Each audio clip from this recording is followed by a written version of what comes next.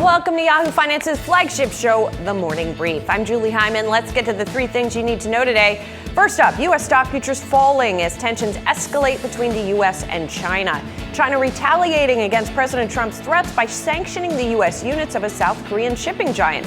That has spurred risk-off sentiment across financial markets. Investors flocking to bonds while crypto assets are plunging. Plus, investors are also watching big bank earnings. Results from JPMorgan, Goldman Sachs, Citi, and Wells Fargo all out this morning. JPMorgan's revenue up 9% to $47 billion in the third quarter.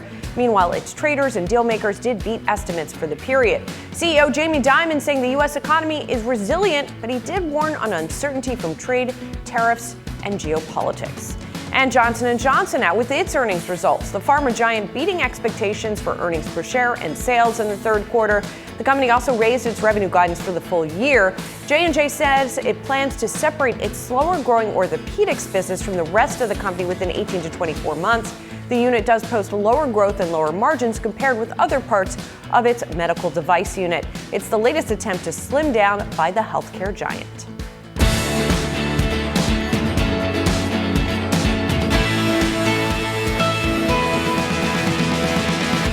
Let's get a check-in on stock futures right now. We do see indications for a lower opening, and what really has been a roller coaster past few days with the plunge on Friday following the reignition of tensions between the U.S. and China. Then yesterday, seeing a little bit of reassurance coming in the market, and then once again today, concerns creeping back in. Let's dig more now into our top stories of the day. Big bank earnings rolling in, futures falling as investors weigh escalating trade tensions, plus financial leaders in Washington for annual meetings of the IMF and World Bank. Joining me now, senior reporter Brooke Di Palma live at the NASDAQ, and Michael O'Rourke, Jones Trading Chief Market Strategist. Guys, I want to start with the banks and sort of dig into what we're hearing here, both in terms of the numbers and some of the commentary. Brooke, why don't you sort of get us caught up on what we heard, big picture from the banks? Yeah, well, JPMorgan and Goldman Sachs right now on their earnings call are expressing some cautionary tone about what exactly the potential of this market could look like. Jamie Dimon calling this an elevated market risk. Goldman Sachs also citing a potential market pullback. But if you take a step back, what we heard from most of these big banks is this notion that after we saw those rallies, record highs in the third quarter across all three major indices, we did see these markets be able to beat what Wall Street had expected. Taking a deeper look, Citigroup posted the best third quarter revenue, was up 15% for market revenue, came in at $5.56 billion. JPMorgan had a record third quarter when it came to their market revenue as well at $8.9 billion. Then for BlackRock, they had a record quarter for iShares ETF alongside private markets and cash net flows. Their total net flows for the quarter was $205 billion. If you take a look at Goldman Sachs, they also cited that their trading, and specifically their investment banking fees, were higher, up more than 42% year over year to $2.66 billion. And then when you think of Wells Fargo, of course, that's a major lender there. That company also saw accelerating loan growth, and it was the strongest linked quarter of loan growth that they say in years. And this really is held up by a consumer who continues to seek out and spend despite all this volatility that's going on around them. And so it was a great quarter for the banks, but now it seems like investors are really focused on the outlook here of where exactly this market's going. Mike, what did you make of the bank earnings that we got and sort of what they're telling us about activity in the market and the economy? Well, I mean, the banks have had a great run this year, a great run over the past 12 months. I believe the KBW Bank Index is up about 24%. So there's been a lot of optimism in the group. Part of it is they started from really attractive valuations.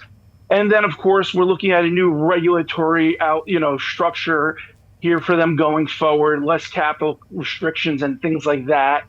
So I think the numbers were pretty good, pretty much as expected. I think what you're seeing in the mixed performance here is a little bit of profit taking and investors, taking a second look. You see Wells Fargo performing well this morning. They just had their regulatory cap lifted a few months ago. So I think they see more upside there for Wells Fargo just to grow its business overall. But I think they're pretty much what the market expected here, and that's why you're seeing mixed performances here as people do a little bit of profit taking in a group that's acted well. So, guys, let's take a step back then and talk about what's going on more broadly in the markets here. And these trade tensions kind of coming in back and forth here. Brooke, what are you seeing in terms of commentary this morning around how people are thinking about that? Yeah, we did get a note from UBS out this morning that specifically said that trade policy remains a key driver for U.S. financial markets this year. And just yet another day after that rally on Monday, now we are seeing that stock futures are indicating a lower open this morning. And it really just goes to show how much investors are tying their perception of this market rally around that trade policy uncertainty. We haven't seen that in a while. And now it seems this renewed focus on that. And some of the biggest players that got some momentum on Monday after that sell-off on Friday, like NVIDIA, AMD, Tesla, where we saw some of the biggest pullbacks on Friday, the biggest gains on Monday. Now we're seeing a pullback on those stocks today. And so it really just puts into question this AI momentum, this rally that we've seen around those stocks specifically, and what exactly this trade policy uncertainty means for the markets, means for investors here as we make our way into November, where that trade deadline initially was projected for. Mike, how are you thinking about the trade headlines, right? Because it seemed like the market was sort of copacetic with all of the going on in the background. Now it's come again to the fore. And it seemed like when the president sort of tried to de-escalate or reassure markets over the weekend, everything seemed fine. So I guess, are we entering a new renewed period of volatility to the trade headlines, or do you think this is going to be short-lived? I think one of the problems is that China's negotiators tend to placate President Trump's negotiators, and I think they agree to things, and then we wind up seeing what I like to refer to as red tape retaliation, where we don't exactly follow through, and that's where we have these magnets and rare earths. We can't get the materials we needed exported to the United States. So I think it's going to continue to play out over time, but I don't think it's necessarily going to be, a big blaring headline of 100% tariffs get enacted on November 1st. I think you're going to have to be a little more discerning and kind of parse through developments. But like overnight's a perfect example. Sanctioning a South Korean shipping company, the U.S. units of a South Korean shipping company, is not a direct shot at the U.S., but it pulls South Korea into the mix where they might have to pick sides. And it is a shot at the U.S., but also we were imposing port fees today. So there is this back and forth going on that investors need to be aware of. And the S&P 500's rallied as much as 40% since the April trade issues. And when you think about where we were in late April, when Secretary Bessent talked about the roughly 145% tariffs we had on China at the time, it was an embargo. So you do have to keep it in the back of your mind that we could be heading back towards that if resolutions aren't found in the next few weeks.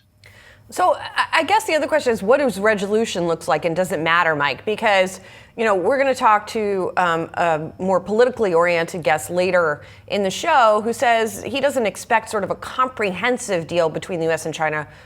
Definitely not this year, but for a while. Do the markets care about that, or do they just want the sort of rhetoric to be quieter?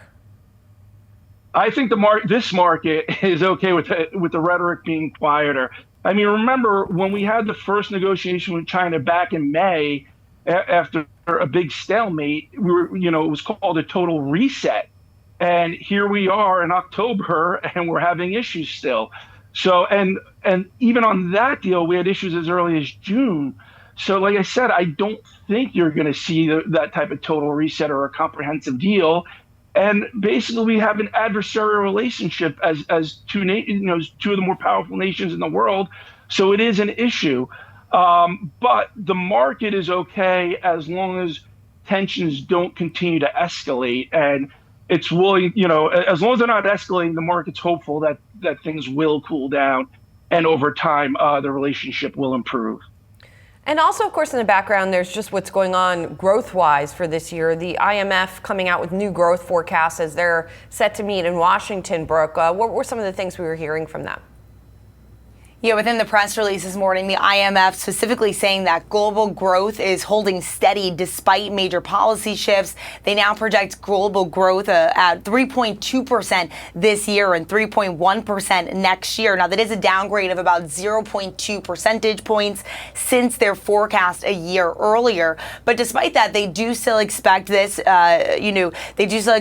growth to maintain steady. They said the increase in tariffs and its effect has been smaller than expected so far. They went on to say that this is thanks to new trade deals, multiple exemptions, and the private sector's agility to rerouting supply chains. And that's what we've heard from so many executives, from retail to restaurants to everything, in between and beyond, about how exactly they've been able to mitigate these tariffs and lower the impact on their margins.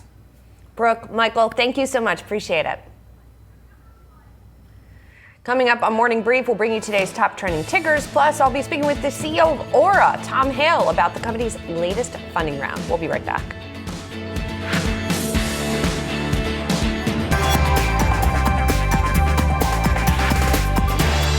Now time for some of today's trending tickers. We are watching Johnson & Johnson, Oracle and AMD, and General Motors. First up, Johnson & Johnson. The pharma giant beating expectations for earnings and sales in the third quarter. The company also raised its revenue guidance for the full year. J&J said it plans to separate its slower-growing orthopedics business from the rest of the company within 18 to 24 months. That unit posts lower growth and lower margins compared with other parts of its medical device unit. It's the latest attempt to slim down by the healthcare giant, although it has also been quite acquisitive. I earlier spoke to Chief Financial Officer Joe Wolk, and he said going forward, they will look to add to the businesses if they do see smart ways to do so. Johnson & Johnson focusing its attention on 6 different areas of its business. It saw this orthopedics one as not necessarily central to that. Next up, Oracle and AMD. Oracle Cloud Infrastructure announced it will deploy 50,000 AMD graphics processors starting in the second half of the year. Oracle will use AMD's Instinct MI4 chips, which were announced earlier this year. The move, the latest sign that cloud companies are increasingly buying AMD's GPUs as an alternative to NVIDIA's market-leading product. And finally, General Motors, the automaker taking a $1.6 billion charge amid the expiration of government-funded subsidies. In a regulatory filing, the company said that EV sales are expected to fall with the end of the subsidies and regulatory mandates. The automaker will also reduce its electric vehicle manufacturing. GM has been among the most active automakers lobbying for relief from some EV rules. The company said the $1.2 billion of that charge is related to adjustments in its EV capacity. The remaining $400 million for fees tied to contract cancellations and other charges related to commercial settlements. As always, you can scan the QR code below to track the best and worst performing stocks with Yahoo Finance's trending tickers page. Oura, the maker of the wearable health and fitness tracker Oura Ring, completed a Series E funding round worth over $900 million. That values the company at $11 billion. The company also just released its first ceramic model. That's available for $499. And by the way, it's expecting a total of $1 billion in sales this year. Joining us now, Tom Hale, the CEO of Oura. Tom, I got to kick it off by telling you my husband has an Oura Ring and he shares his sleep score with me very frequently, so I'm familiar with the product by proxy. I'm curious what you are going to use this latest funding round to do. What does expanding growth look like for Oura, and how are you going to deploy that capital? Well, the first thing, of course, is AI. It's no surprise that high quality data continuously collected is what's required to make really accurate predictions and inferences about your health. And that's an area of investment that we've been investing in for several years, but I think we really want to take it to the next level. The second thing, of course, is international. Today, we're largely a business focused in the United States. but we want to take our business on the road and expand around the globe, and we expect to see that drive growth for the next several years. And then the final thing, of course, is we are mission driven, and our mission is to make health a daily practice. What we expect to be able to do is to start to work our way into the healthcare industry. Today, we work with insurers. In the future, we expect to work with insurers and providers and clinicians, and expanding our product platform and technology platform to work in hand with traditional healthcare is a big part of our investment going forward. So, Tom, put some of that together for me, in particular the AI and the healthcare piece, because ideally, one would see a future where you could use a tool like an Oura Ring or whatever tracker you're talking about to be predictive, right? To say you're at risk for a heart attack or what have you. Here's the signs. Here's what you need to do. How far away are we, or are we already there, in terms of that kind of functionality? So today, for example, Oura can look at your biometrics and make a prediction about your health status in a couple of days. The feature is called Symptom Radar. It looks at several biometrics, looks at what's normal for you, looks at the trends in your health, and can say something like, "Hey, you're showing major or minor symptoms that are expected for you in the next couple of days." And that's a very short time horizon prediction. This has been incredibly useful for lots of people. I used it personally to help stay healthy when I'm traveling. I'll take a day and rest and break so that I can recover without getting sick. But it's really surprising and powerful how accurate it can be. You think you don't feel any symptoms at all, and then 3 days later, you're on the couch watching Netflix surrounded by Kleenex. This kind of prediction, that's a short-term prediction. But the density of data and the quality of data that we can collect, including data from the ring, but also data from outside, things like I'm wearing a glucose monitor right now, or we recently introduced blood biomarkers where you can actually sign up and get those tests taken, and then we'll bring them together inside of your Oura experience. Adding all that data together lets us make longer term predictions. And I think the way to think about this is that it's almost like a doctor in your pocket. You've already got a supercomputer in your phone. You've got a device on your body that's measuring, kind of clinical grade data on a constant basis and looking at you overnight, which means your body's at rest. So we get a very good signal, and then feeding that information to a machine intelligence, which is looking over you. And it's not just the doctor, in your pocket that's sort of saying, "Hey, something's going to happen to you. You got to watch out for." It's also trying to steer your behavior in kind of that preventative medicine way, where it's trying to influence your behavior to help you live a longer and healthier life. AI is the foundation of all of that. And if you think about medicine today as being practiced on the averages, and you go to the doctor once a year, the difference is that this AI will be personalized to you. It'll be custom to you. It will know your data, your context, your genotype, your phenotype. In the future, that's the future of medicine. And it's not only personalized to you, but it's also predictive and can work with your clinician to help them understand what's going on with you, right, like a co-pilot for your doctor. Tom, I have so many questions for you. I'm curious what you make of the sort of criticism of this type of hypervigilance and transparency of the data, that it actually increases anxiety, can increase, sort of overdiagnosis or misdiagnosis in some cases, because you are people can obsess over having all of this information. Philosophically, I think our approach is that we want to recede into the background. We don't want to be reminding you every day of your mortality and to create some anxiety. We try and make the experience be as low impact as possible. I think that's actually partially because we don't have a screen on the device. It just sort of is there monitoring you like a guardian angel in the background. But when you need it or want it, it's available to you, and you can investigate it at your leisure. Now, that being said, there certainly are people who I think become overly obsessed. I don't know if your husband talking to you every morning about his sleep score qualifies, but the point is that the information is power, and that power, you can use it to live a healthier, longer life. And I think that's incredibly important. The idea is to give you agency in your health journey. And I think this is a trend that's been going on, for decades, as people have learned more and more and gained more access to health information. Scientific papers are available on the internet. Everyone can become an expert. Now, that being said, we don't want you to be obsessed.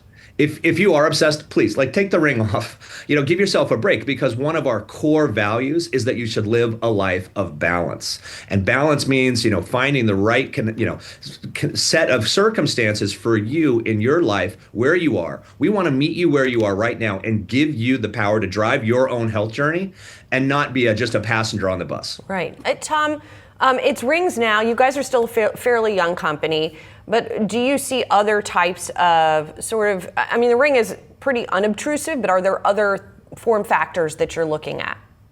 I do see that in the future we'll have a cloud of wearables that are appropriate to the use case. For example, a diabetic is probably going to wear a blood, sugar monitor on their body. There will be other wearables. I think we see the world where glasses might interact with your ring in an interesting way. We've seen demos where wearing smart glasses, you raise your ring, and your data is displayed on the surface of the glasses. We think that the cloud of wearables is going to be a really interesting kind of way for people to monitor and manage. Obviously, I don't want it to be overwhelming, but we've seen really cool prototypes. We've got, earrings that are measuring your brain waves. We've seen things that sit at pendants on your chest. The thing about the ring is that it's actually the best spot on your body to measure. And the reason for that is that it's, the sensors are so close to the blood flow. There's arterial blood flow right underneath your skin here. And you can contrast that to the wrist where, you've got hair, bone, sinew, all these things that are confounding factors. So we get a much, much stronger signal at the finger. That's probably the most important reason to think of the ring as the foundation wearable in your cloud of wearables. Tom, the other thing I wanted to ask you about is when you have something that is a powerful tool to measure your health, but it is a premium product, right? The cost is a premium, you're paying a monthly fee. How do you think about, or do you think about, increasing accessibility of something like this? Access is key. Our mission is to make health a daily practice, and that's for everyone. Health is a fundamental human right. We are aiming to increase accessibility through multiple ways. The first way, of course, is through funds that are pre-tax. So your HSA, your FSA, your flexible spending account, or your health savings account, you can use those on the Oura product and the Oura subscription. And that's, in some sense, that's a way of providing access to people who have set money aside pre-tax for their health. The other way we want is to continue to work with insurance companies, because insurers, they have a real incentive to keep you healthy, whether it's life insurance or health insurance. And we do that today. We work with lots of folks like we work with Essence, which is a Medicare Advantage provider. We work with insurers who have programs around your health, like Vitality. And what they're basically doing is helping to subsidize and give you access to the ring because they have an incentive to keep you healthy. Ultimately, this might even extend all the way through Medicaid and Medicare. It doesn't, we're not covered by Medicaid and Medicare today, but you can imagine a future. And I think actually our RFK Jr. has imagined a world where wearables are part of the preventative medicine regime to help keep people healthy and happy. Because if you can solve people's health problems before they get them, you reduce the burden on the system. And, right. and we all know that the cost of health, it piles up at the end of life. And if you can make those decisions in the early part of your life to be healthier, build those healthy habits, we can bend the curve on the costs. Tom, thank you so much for joining us. Really interesting discussion. Hope to see you again soon. Thank you. Take care. That does it for Morning Brief. The opening bell next on Opening Bid. Plus, we'll bring you details of Walmart's just announced partnership with OpenAI. Stay tuned.